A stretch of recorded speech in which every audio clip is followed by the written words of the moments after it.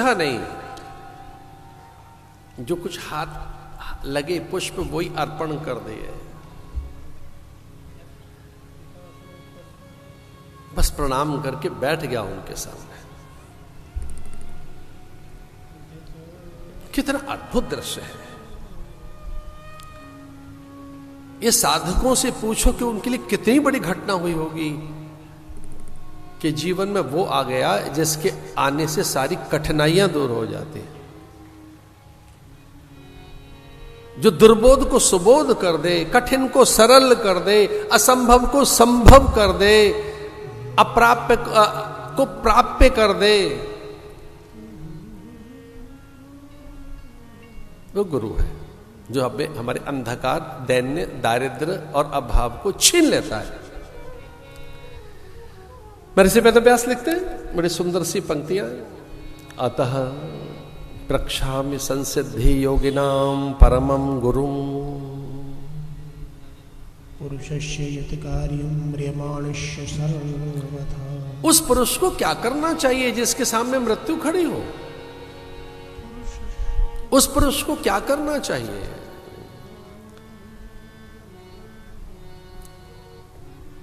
अतः प्रक्षामि, मेरा यही प्रश्न है।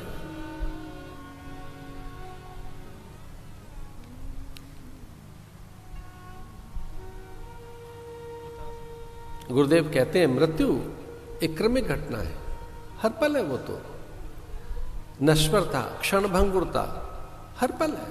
कौन सी चीज नहीं मर रही है?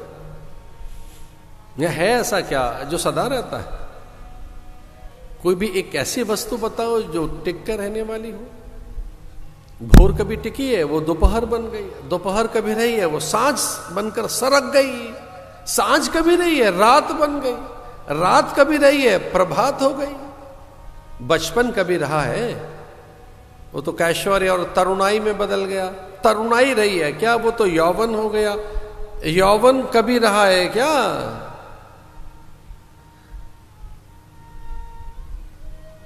प्रौढ़ता में बदल गया। एक ध्यान रखना, बचपन तो दिखता भी है कभी कभी, तरुणाई कैशोर्य भी दिखता है। जो निरंतर दिखता रहता है वो बूढ़ापा है, प्रौढ़ता है। पर वो कब आई और आंधी की तरह से चली गई, उसका नाम तो जवानी है, वो तो यौवन है। ये यौवन अंजुरी भर पानी, ये यौवन अंजुरी भर पानी। ये जो अंजुरी है, अंजलि, ये अंजलि, ऐसे दोनों हाथों से जल उठाएं, कितनी देर तक वो रहे हाथ में? इतनी देर का है। ये स्थिर नहीं है, ये स्थिर नहीं है कभी भी। इसको टिकाए रखना चाहते हैं। बच्चों को मना करते हैं जब बड़े होगे तब करना, अभी नहीं, ये तुम्हारा काम नहीं है। अब बच्चे बड़े परेशान है कि हम बड़े कब होंगे। बच्चे पूछते हैं कब करेंगे, जब बड़े हो जाओगे। और बच्चा चाहता है मैं कभी यूथ बन जाऊं, मैं युवक बन जाऊं तो कर सकूं।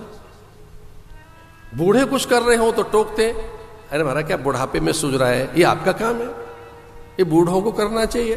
तो बूढ़े पूछते हैं किसको करना चाहिए? बोले युवकों का काम है, युवतियों का काम है।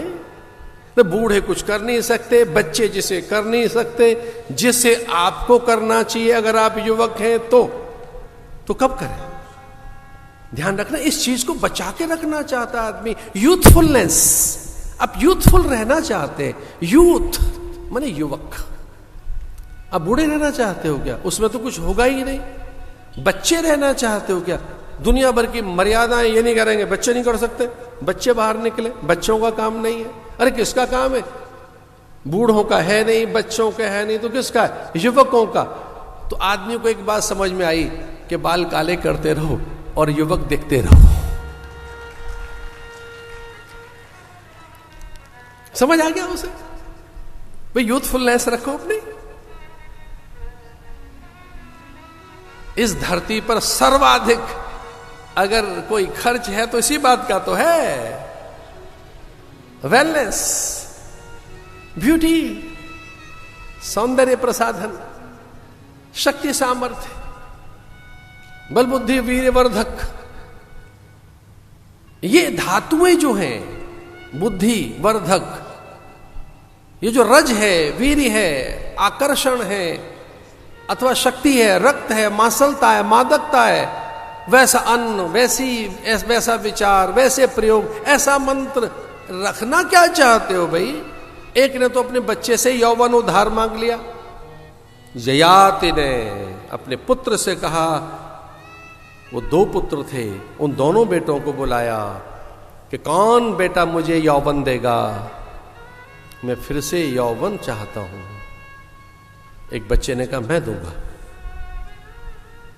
लेकिन बेटा तू बूढ़ा हो जाएगा, दंत पंक्तियां उखड़ जाएंगी, केश श्वेत हो जाएंगे, पाचक्र शिथिल हो जाएंगे, नेत्र ज्योति चली जाएगी, हाथ में लकुटी लाठी आ जाएगी, तू चल नहीं पाएगा बेटा, बहुत से रोग तुझे घेर लेंगे, शैया से उठ नहीं पाएगा, नहीं बेटा तेरे से बुढ़ापा नहीं संभाला जाएगा। उसने कहा मेरे पिता की कामना के लिए मैं 1000 जन्म बूढ़ा होने को तैयार हूं।